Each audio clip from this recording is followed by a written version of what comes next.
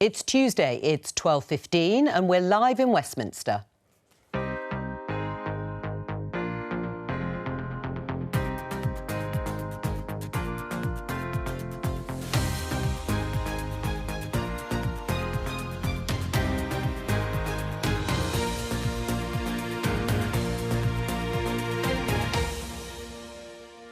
Joining me, Conservative MP Siobhan Bailey, SNP MP Tommy Shepherd, commentator and author Steve Richards and non-affiliated peer Claire Fox. Today, it could be a very difficult winter. That's why, as Energy Minister, I'm very focused on helping people that feel poor. A difficult winter, so how worried should consumers be? Climate protesters block the M25 again. Boris Johnson will be talking about the climate when he meets Joe Biden later. We now got to realise that this is a problem that requires grit. Last week, Nicola Sturgeon said this. I recognise that some people are not getting the standard of service that they should be getting. We'll get the latest on the ambulance crisis in Scotland. And why don't the favourites to become Prime Minister make it?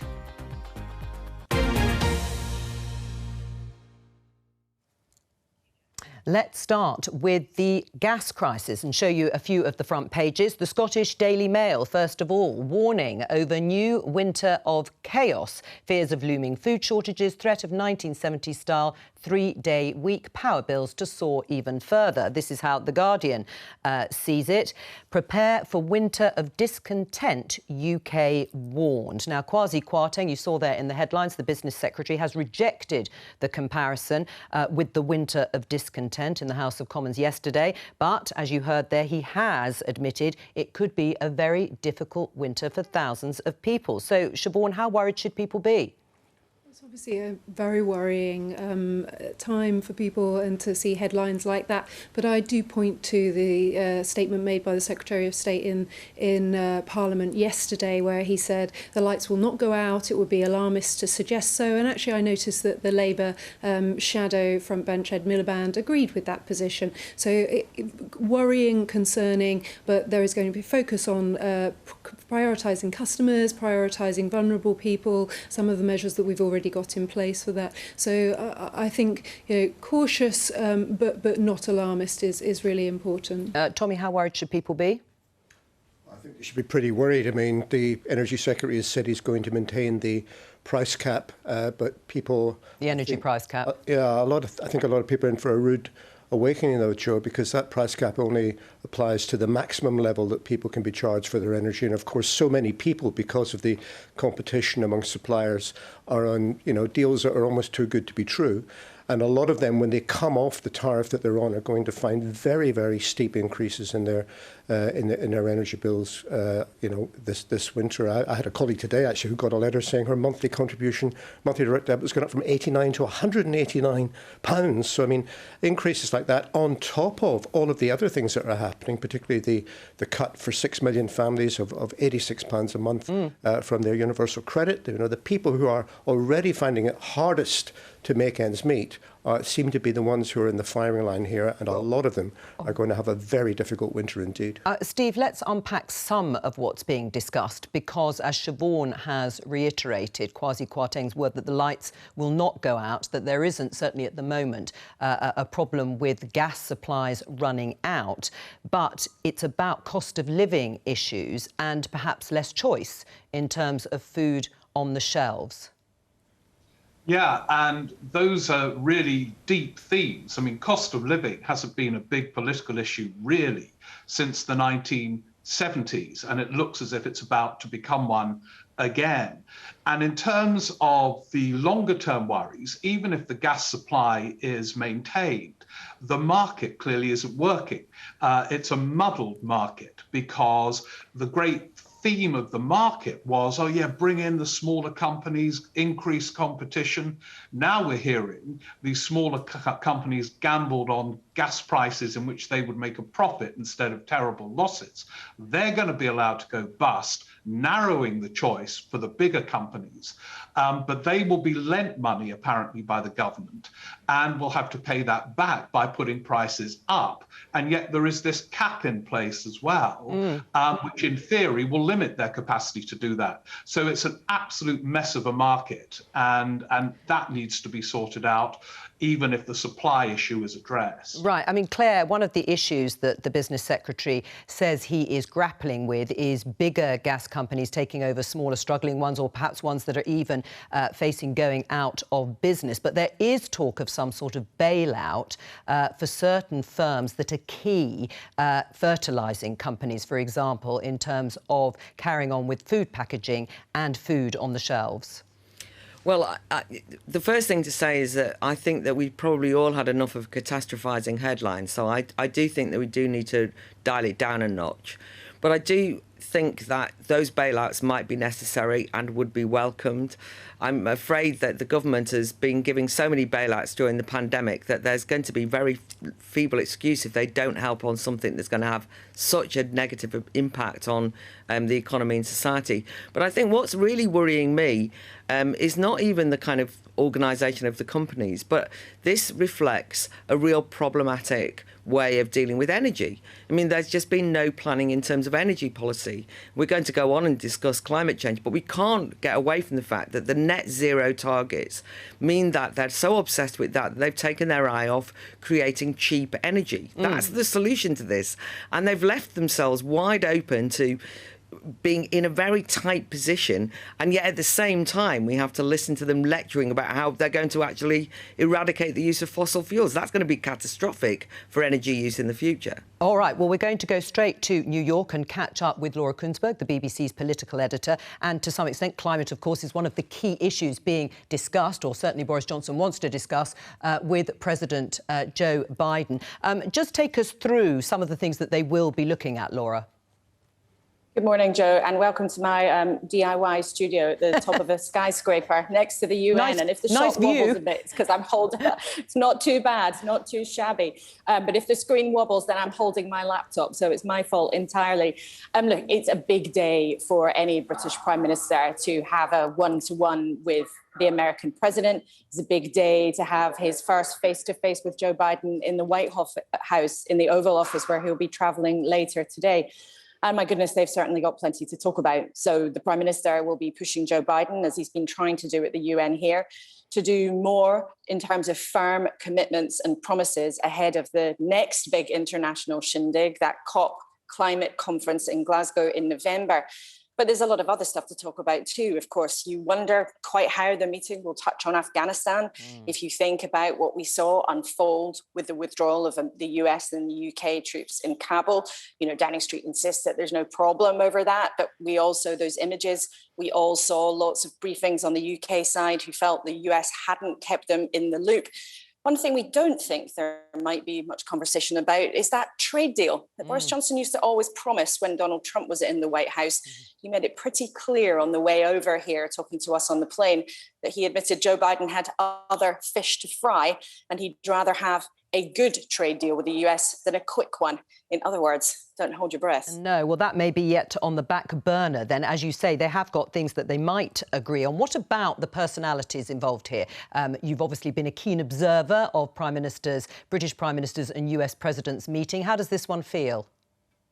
Well, you know, I was wondering the other day about the last time that we were all lucky enough to go to the White House for the day, which was Theresa May and Donald Trump, of course. What a press conference that was. And this dynamic between the two is completely different here. You know, they're very different political beasts. One of them a huge sort of performer, somebody with, you know, a massive kind of caricature that seems to follow him everywhere he goes. And then Joe Biden, of course, the much older, much sort of seemingly calmer leader. But, you know, both sides talked of the fact that when they met for the first time in person in Cornwall back in June, that they actually did get on. There was a personal rapport, there was a personal warmth there. But I don't think we're at the stage where you can talk about any of those sort of major political alliances, whether that was Blair or Bush or Thatcher and Reagan. And actually the Prime Minister on the way over said, oh, they had a genuinely terrific relationship. But he admitted that it hadn't been long in the gestation. In other words, they say they get on, but there's not really a sense that they know each other all that well yet. All right, well, Laura, thank you for getting up early for Politics Live and setting up your own studio. It looked great. You did a good job. Thanks for joining us. Thank you, Jo. Siobhan, you heard there some of the tensions that will exist over the botched handling of the withdrawal of forces from Afghanistan and no sign of that Brexit trade deal. Well, the Prime Minister's over there to really focus on the global leadership that he wants to show in terms of climate change. We know that he wants to talk about the $100 billion of support to developing countries. There's been an announcement of, I think, £500 million to go to help developing countries to phase out coal. There are so many big ticket items on the agenda at the moment. I think it is positive that the Prime Minister is over there and feeling positive about his relationship with the United States. And there's a lot to do. And COP26 is a really, really important thing. I think the media would be very, very cross and worried if there wasn't a real focus on climate change in such an important trip. Claire? I think that the fact that they're focusing on climate change is exactly the narrowing of the political agenda that is so worrying. I mean, I understand that British politicians are obsessed with COP26, and we're all told that the only thing we should be worried about is COP26 and CO2 emissions.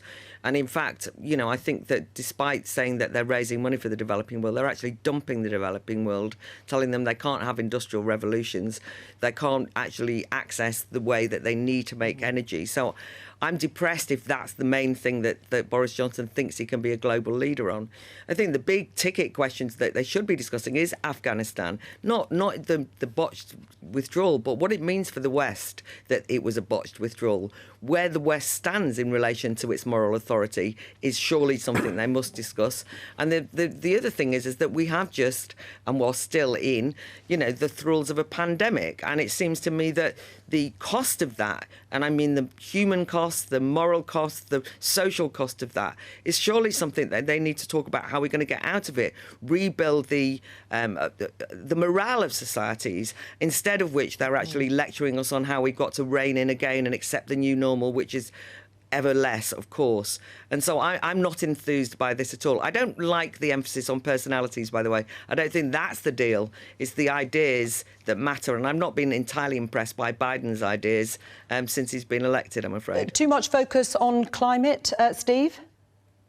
I think it's inevitable with the Glasgow conference coming up, where something of, well, certainly Boris Johnson, but all of us need something of substance to emerge. And obviously the US is one of the key players in the build-up to that. So I think it was unavoidable and inevitable. But Claire's right. I mean, there are a whole host of things that they could be talking about of urgent significance as well. And there's also the personality thing does matter a bit. And there's no doubt Boris Johnson will be thinking this will look good, a meeting with the president. All prime ministers get excited about it. I remember even Blair's people telling me, Blair, a pro-European prime minister, it was so much more fun going to Washington. You get entertained by Bruce Springsteen. That's not going to happen today. But in Brussels, you up all night discussing an element of the Maastricht Treaty. There's a whiff of excitement about these joint meetings, and Johnson will get a buzz out of it. But of course, there are a whole range of things, if they have more time, that they could be discussing. Right. Well, I won't ask you to choose between Bruce Springsteen or going to Brussels to talk about the Maastricht Treaty, as was. Tommy, you must welcome any substantial commitment on climate from the US ahead of the Glasgow COP26 summit, because it looks like, possibly billions are going to come. Well, I mean, I think the world has breathed a sigh of relief that it's not the other guy that's there, and that Joe Biden is infinitely better than Donald Trump. And perhaps Boris Johnson's relationship with him might have got off to a better start and be a lot deeper by now if sources around number 10 hadn't given the impression during the American election that they favoured Trump being re-elected. So, I mean, there's that ground to make up. But I hope they do make it up, and I hope they do establish a relationship, because, I mean, climate seems to me to be the most compelling issue of our age, and it requires not just national action from individual countries, but it requires international action to help the developing world as well leapfrog, if you like, their industrial revolution and go straight to a green industrial revolution. And that is going to require serious assistance that can only come through international leadership and cooperation. Claire? Well, you know, you can't leapfrog an industrial revolution in a straightforward way. You need energy. We've just established what it means when you have an energy crisis in this country. Now, actually, of course, we have to deal with the challenges of the climate. That's what humans are great at when they're set free, to have a creative and imaginative response. We have to mitigate against any problems we create by development. But there's no doubt about it that what we're talking about for huge swathes of the world is that they need development. And development at the moment is dependent on fossil fuels. You can't just go, well, you look, have a bit of wind power, you know, just put up with it till now. So my concern is that we're avoiding coming up with alternative energy sources. And I don't mean solar or wind. I mean really good imaginative ways of dealing with any climate problems we might have. And I think that I really do think they're taking the eye off the ball, and ordinary people are going to suffer. We can see that with the cost of net zero as it's becoming clearer for ordinary working people in this country. I mean, let alone the fact that our lives have been disrupted by, you know, eco-warriors on the M25. Yes. If you look at the costs of what it will mean when you're forced to give up your car, change your heating system and so on, it's an attack on standards of living. Right, I'm going to come back to you, Tony, in a minute. But do you accept that consumers are going to bear the cost, Siobhan, of that green transition? Yeah, I think Claire is absolutely right to focus on technologies and the need and the to cost for the it. consumers. The cost will come down. We've already seen that in areas like electric cars. We've already seen that in a range of the green technologies. And if we can, and I don't think it's not right to say that the kind of focus on the targets means there isn't a focus on the developing technologies and the science and the work that's going on there as well. But you know, it's right. It's absolutely more to do, and a focus and to get it right for the consumers and get it right for working people is key. Right, well, more to do is, of course, a very broad phrase, Siobhan. Tommy, perhaps you can pick up on this issue that Claire raises about costs to consumers. They will bear some of the costs, won't they, of that transition to more green energy.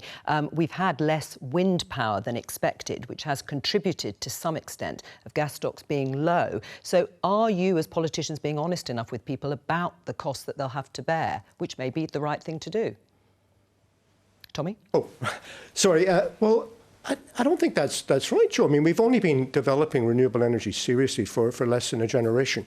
And already solar and wind energy is cheaper than fossil fuels. So, I mean, you know, we need to do more and go in that direction, particularly because it isn't going to run out and it doesn't destroy the climate. So we need more investment and more in that direction. And I think Claire's wrong. I mean, I don't think that a developing country needs to build an electricity grid based on fossil fuels and then switch to renewable sources of energy. Of course it can go straight to the renewable sources, and that would be the sensible thing to do, but they're going to need help and assistance and international cooperation to do that. And that's where the leadership of the West is so important. That's why the UK and the US have to step up and show the way to do that and be prepared to back it with money as well.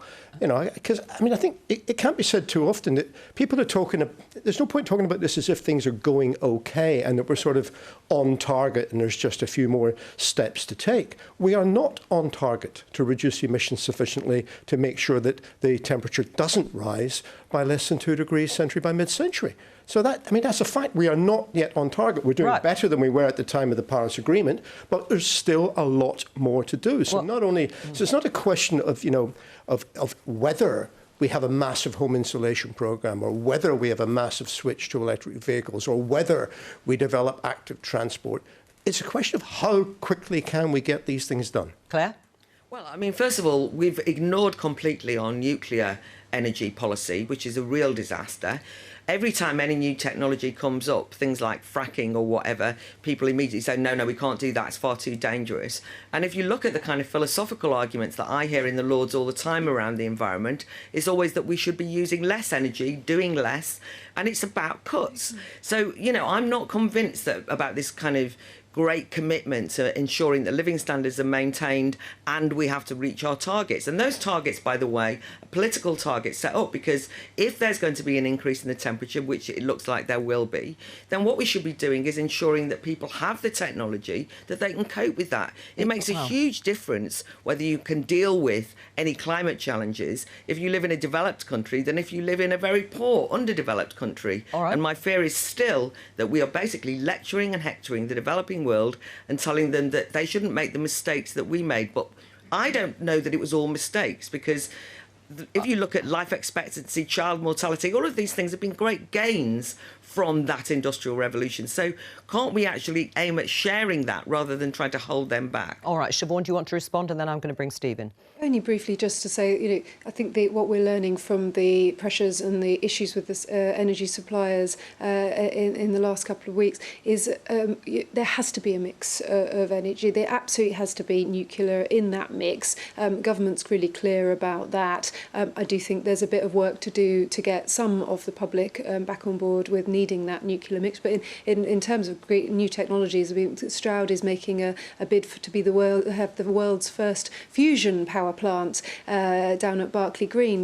There is an awful lot that I think we will be able to invest in and be genuinely world leading, as much as we know the government likes to say world leading in of everything. These are areas we can succeed, and then export to developing countries to help them. Well, in the meantime, Steve, you'll have seen the protests about a lack of action on the climate. This is from a group connected to Extinction Rebellion called Insulate Britain. They have been trying to stop traffic on the M25. These are pictures from this morning where they actually walk right out into the flowing traffic on the M25. This is becoming quite dangerous. I don't just mean the protests, but obviously the whole discussion around this issue of climate change. Yeah, and I don't think it's that's going to bring about change. I think what could bring about change is this. There is a sort of political consensus between the parties that this is an emergency on a scale that we've just experienced. It's a different one with the pandemic. But there are dangers as well. There's a consensus that action needs to be done about social care, and it's not at all clear yet, even now, how that's going to be addressed. So the how question, I think, will be a constant theme in British politics, not just over the next 5 years, but 10 years. But the fact that there is consensus, remember, Boris Johnson used to deny that climate change was a significant issue, that there is consensus is where there is space. I mean, protests will continue, and I agree the pictures this morning are dangerous to the protesters, to everybody. But I don't think that's what is going to drive it. I think it is whether the political consensus can lead to an agreement on the scale of the action required. And it becomes more, I agree with Claire, actually, it becomes more difficult when cost of living is an immediate issue, and I think will become a strong political issue as well. I'm going to raise this story, front page of the Daily Record, and the headline says, "Here comes the fire brigade. Humza Yousaf brings in firefighters to drive ambulances." He's the Scottish Health Secretary. He's expected to give a statement to the Scottish Parliament today with a plan of how to tackle this ambulance crisis. They've already called in the army previously, and you heard Nicola Sturgeon there in the headlines responding to questions about this. Let's talk to Helen Puttick, health reporter for The Times in Scotland. Helen, how bad is this situation in Scotland? Well, the waiting time from calling an ambulance to being safely delivered to a hospital has risen from the average of 1 hour to 6 hours. Now, that's not just because of problems within the Scottish Ambulance Service, it's because of pressure across the entire NHS system. One of the issues is that ambulances are arriving at A&Es but are then delayed for hours waiting to hand over patients. That's because the A&E themselves are very busy, both with the high number of acutely ill patients and the number of patients which they can't admit to wards because the wards are already too full. These problems have been building since July, but actually in the last week we heard about a couple of very tragic cases. In particular, Gerard Brown, a 65-year-old who was found dead at his home after waiting 40 hours for an ambulance to arrive. And that seems to have focused attention on the current level of crisis. Right. What are you expecting the government to say about it later? Well, we're expecting the Health Secretary to announce around £20 million extra funding for the ambulance service, and perhaps also some assistance at particular points of patient journey. For example, they're talking about increasing the number of liaison officers who help turn around ambulances at hospitals to see if they can get them back out answering the next emergency call sooner. There's also suggestions that they might talk about delayed discharge. These are patients who are actually well enough to go home but are still lying in hospital because they're waiting for community care packages or care home places. So maybe there will be a bit of a focus on helping to humanely discharge these people and free up a bit of space to reduce that pressure. Helen Puttick, thank you very much. Tommy, how did it get this bad? Well, I think we're facing an unprecedented level of demand for ambulances, the ambulance service in Scotland, partly because the pandemic is still with us and the NHS is trying to get back to normal operations and increasing activity. But I mean, you know, let me just start by saying that our ambulance drivers and those who work in the service, along with the rest of NHS, work extremely hard, and they are to be lauded and commended for the efforts that they are making. And what we need to do is recognise that they need more resources, which is indeed what the Scottish Government has done. So well, you know, the Scottish Government has, I don't know what Humza Yousaf's going to say this afternoon, but already the Scottish Government is in the process of recruiting 300 extra ambulance staff by next April. Right, but how did it get to this critical... Do whatever means... Yeah, sure, I hear what you say, but how did it get to this critical... Stay on the road. Yeah, but how did it get to this critical situation with you only acting now? I mean, you've obviously cited COVID, which is clear, but Professor Michael Griffin, President of the Royal College of Surgeons of Edinburgh, said Scotland had a real workforce problem in the NHS that actually predated COVID. Yes, it's been exacerbated by it. So why so late in your action? Well, I don't think it is so late. Like I say, there was already a decision taken to increase the resource level in the ambulance service and to recruit more staff, and that process is underway. But the dealing with the pandemic on top of trying to expand health service operations generally is what's caused this particular crisis. But, Jo, it's not unique to Scotland, by the way. No, and we're going to come on... 4 out of the 10 ambulance trusts in England are using army personnel as well. Sure, but let's focus on Scotland because obviously that's where you are from. Scottish Conservatives have tweeted this. Nicola Sturgeon is still refusing to accept that Scotland's NHS is in crisis. Lengthy ambulance waiting times are putting lives at risk, but the SNP still won't declare major incident status and get this crisis under control. Is this a crisis in your mind? Well, I think we're all used to the Scottish Conservatives playing games with politics whenever they get the chance. It's a serious problem. It's not acceptable, and action is being taken to deal with it both in the short term and in the longer term. And I'm confident that we will be able, working in partnership with our staff, to make sure that we deliver a satisfactory service quite soon. But you accept it's a crisis, and would you declare a major incident status? I'm not using the term crisis. It's a serious problem, and it's unacceptable delays taking place in the service at the moment, which are being addressed, being worked upon, and being fixed. Siobhan, do you also agree with Tommy that this isn't just unique to Scotland, that there are problems with particularly ambulance services in England too?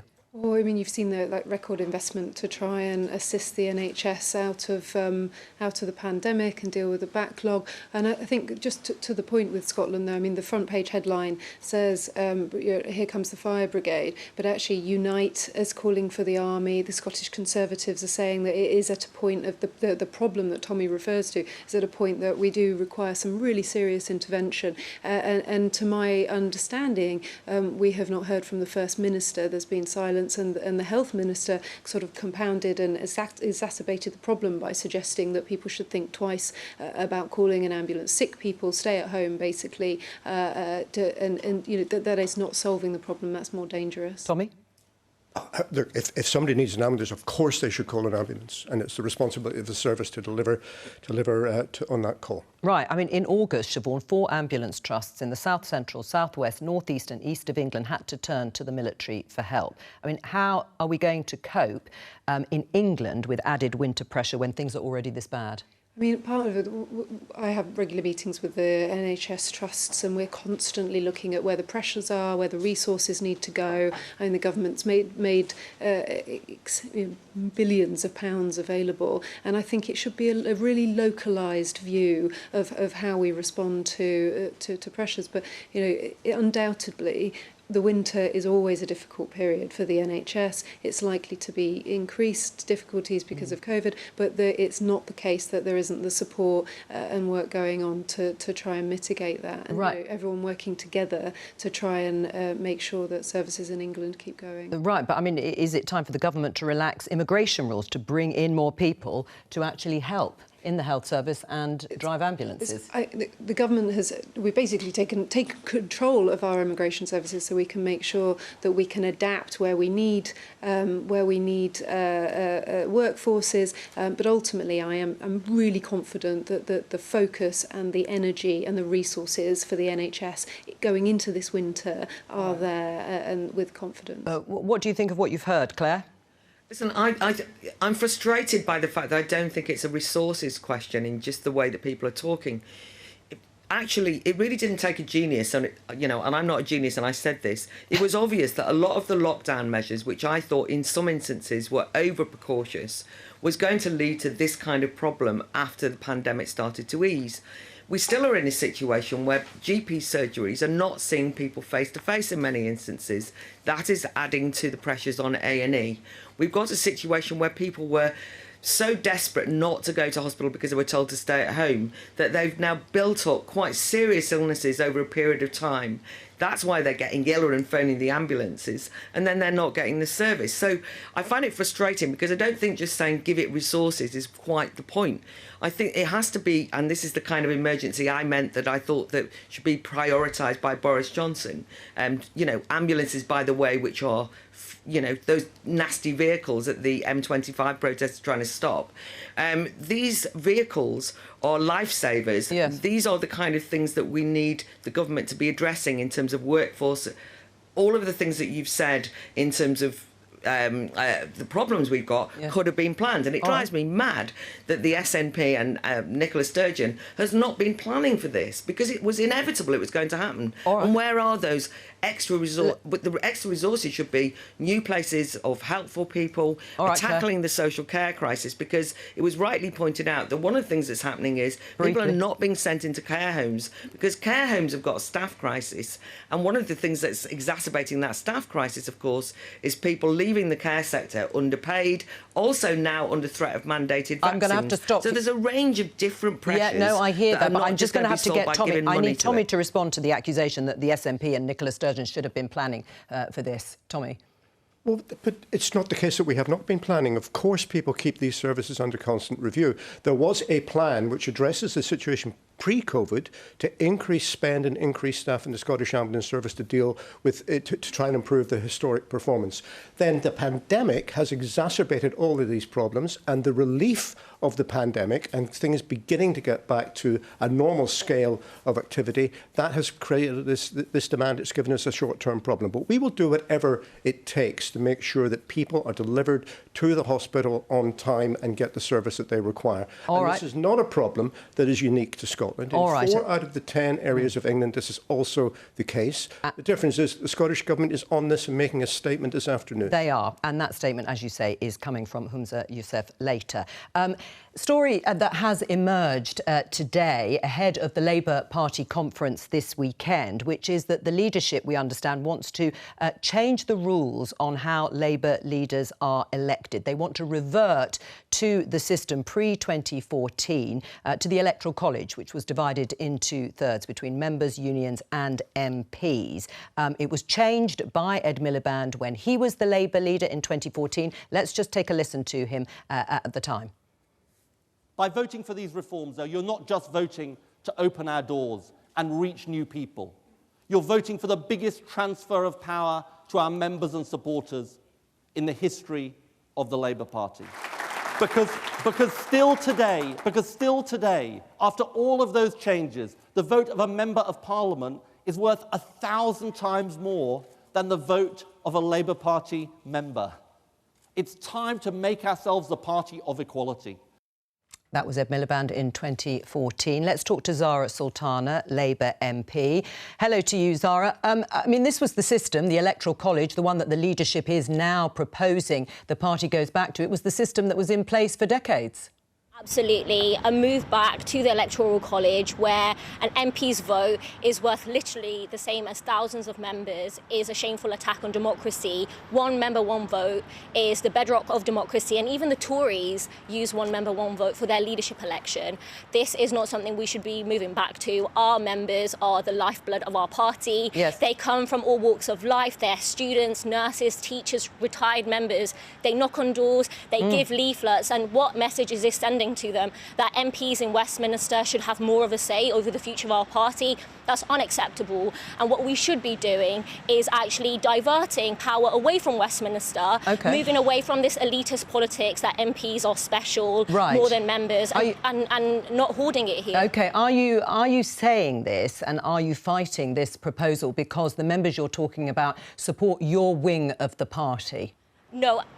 This is not a left-wing thing. When Ed Miliband brought in the one member, one vote, and we just heard him speak, what he said was, and I quote, letting the people back into our politics is important, and it's being more reflective of the country we seek to govern. He was absolutely right. And then, you know, Jonathan Reynolds, who's now the shadow DWP secretary, in 2016, he said he sees no justification for MPs to have a third of votes to themselves. And Keir Starmer himself ran on a mandate at the last leadership election to create a more inclusive, a more democratic culture within the party. This is not it.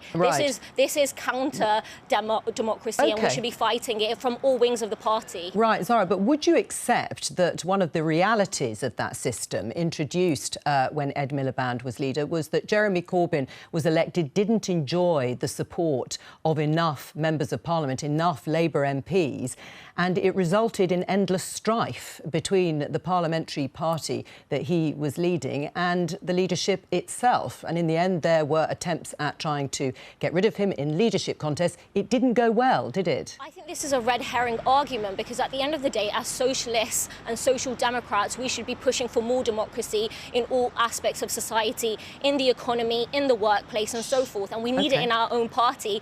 And this it will go against those values that we all stand for within the Labour Party. All right, Zara Sultana, thank you very much. Steve, listening to that, what do you make of this proposal? Well, it's quite. I've just written this book on prime ministers we never had, and one of the reasons why Labour leaders of the opposition, who at one time or another many people thought were about to win an election and become prime minister, one of the reasons they didn't was because it's quite often the case in Labour leadership contests that leaders emerge without the backing of the majority of their MPs. And as you've just mentioned, that happened with Corbyn, it happened with Ed Miliband, it happened with Neil Kinnock. And the consequences are really destabilising for the leadership. I mean, Labour MPs could behave badly. They did with Corbyn within seconds of him being elected leader, and they briefed against Ed Miliband, to some extent Kinnock. And I think you do need a voting system which gives more say to the MPs. That dance between the Parliamentary Labour Party and the leader is so fundamental. It's the ones they work closest together with. And so I can see a logic to returning to one which gives MPs more weight. It's just the reality that you've got to have the MPs invested in a leadership project, or else a leader's life becomes hellish. And so that's the reason I think. Do you think it'll be successful then, this proposal? Talks, I understand, are going on with the unions to see if they support it. Yeah, I don't know. It's risky for a leader to introduce sweeping internal change when he or she is not well ahead in the opinion polls.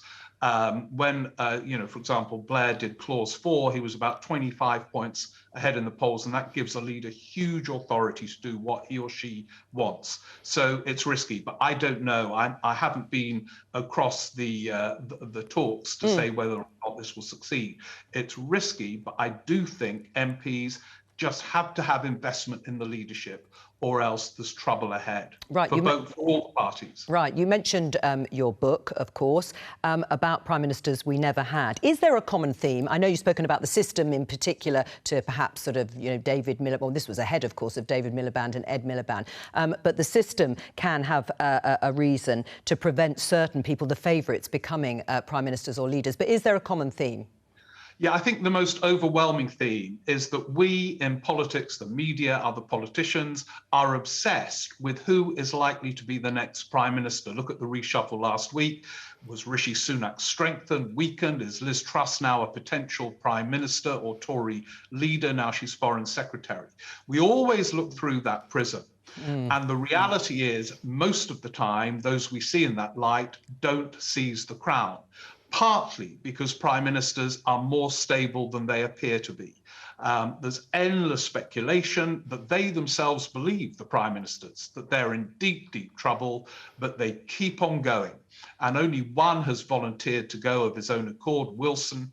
The others keep going. So the vacancy doesn't arise as often as the speculation suggests it might. All right. And no one challenges a prime minister except for Michael Heseltine, and he lost. Right. Claire, you mentioned about focus on personalities at the beginning of the programme, but it's true, isn't it? People do focus on the personalities.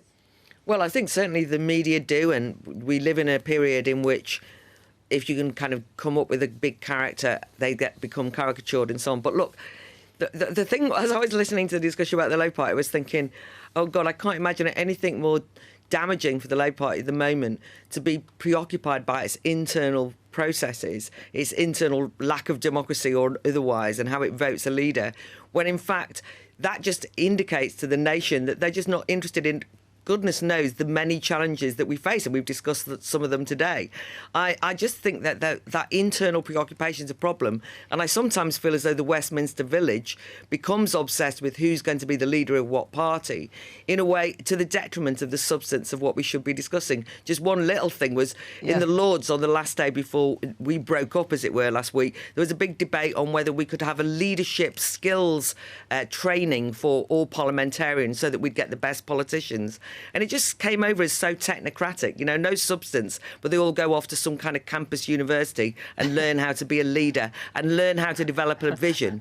If you have to go on a course like that, you've got no vision and you're not a leader, in my opinion. All right, well, there you go, very forceful there. Siobhan, let's talk about one of the issues that Steve raises in his book, which is quite often chancellors don't become Prime Minister, even though they may be the favourite. Anyone in your mind, Chancellor-wise, who might be worried about that?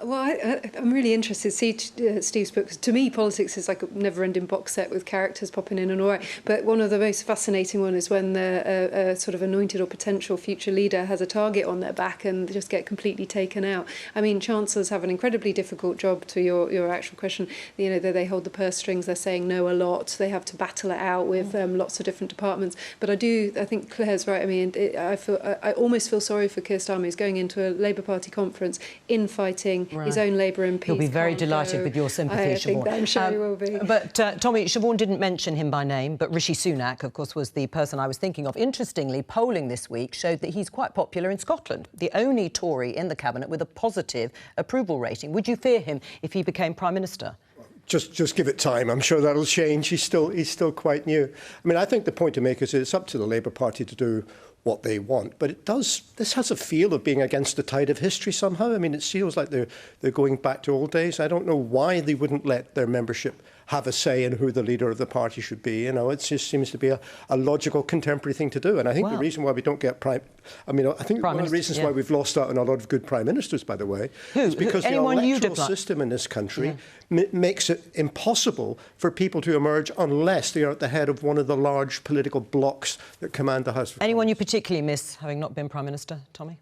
Well, I was going to say, actually, I think, and it's not for these reasons, but I think John Smith is the person I would have loved to have seen by being Prime Minister. I think that would have led to a very different history over the last 20 years than what we've had. Right. Well, Steve, listening to all of this, what about the Chancellor? No one wants to talk about Rishi Sunak's chances here. Should he be worried? Yeah, I think so. On the basis of the past, Dennis Healey was seen as a likely Prime Minister, Roy Jenkins, both seen as, Jenkins, a very successful Chancellor, Ken Clarke, seen as a likely Prime Minister. None of them made it. And one of the issues is directly to do with policy. They have to take unpopular decisions in the course of a long chancellorship. That alienates the party and the wider electorate. And we don't have a presidential system. You have to be dancing at one with your party when a vacancy arises. And quite often, a chancellor finds that he or she is not in that dance and doesn't get it. I mean, just briefly, interestingly, of course, John Major and Gordon Brown didn't they, as Chancellors? But anyway, we haven't got time to talk about it now because we've run out of time. Yeah. But thank you to all of my guests today. I'll be back tomorrow, of course, with Prime Minister's Questions at 11:15, so please join me then and all my guests.